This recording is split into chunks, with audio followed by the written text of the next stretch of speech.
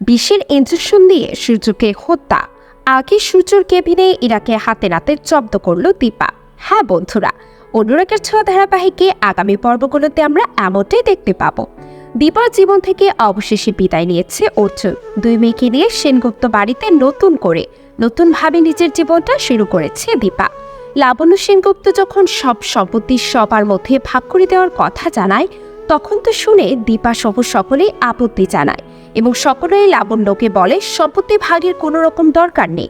লাবণ্য সেনগুপ্ত এবং প্রবের বাবু দুজনে তাদের মাথার উপর থাকলেই তাদের সম্পত্তি কোনো দরকার নেই। সকলে মিলে একসাথে সেনগুপ্ত বাড়িতে হুল্লোড় করলেও সূর্যের কথা কেউ ভুলতে পারে না। সূর্যের কথা সবার ভীষণ মনে পড়ে, বিশেষ করে সূর্যকে নিয়ে লাবণ্য এবং দীপার দুঃস্বপ্ন দেখার পর সূর্যের কথা আরও গভীরভাবে ভাবতে থাকে দীপা। অপরদিকে দেখা যায় যে মৃত্যুর মুখে সূর্য অ্যাক্সিডেন্ট হয়। সূর্য যে অ্যাক্সিডেন্ট হয়েছে এই খবর সেনগুপ্ত বাড়িতে সকলকে ফোন করে জানানো হয়।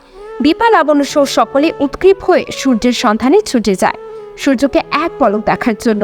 এদিকে সূর্য এই অ্যাক্সিডেন্টের পেছনে কি রহস্য লুকিয়ে রয়েছে, সূর্যকে কেউ মারার চেষ্টা করেছিল কিনা, এই সমস্ত কিছু খুব ভালোভাবে তদন্ত করতে থাকে পুলিশ।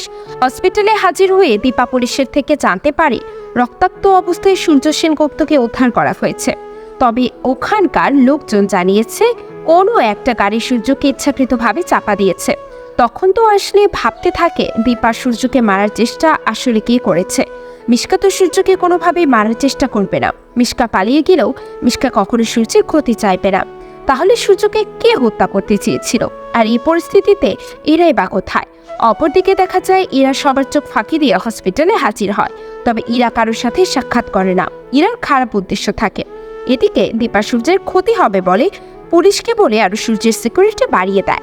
তো বন্ধুরা, ইরা যদি সূর্যের ক্ষতি করার চেষ্টা করে, তো আপনারা কি চান যেন দীপা তাকে হাতে নাতে জব্দ করে? কমেন্ট করে জানাতে পারেন আপনাদের মূল্যবান মতামত। ধন্যবাদ।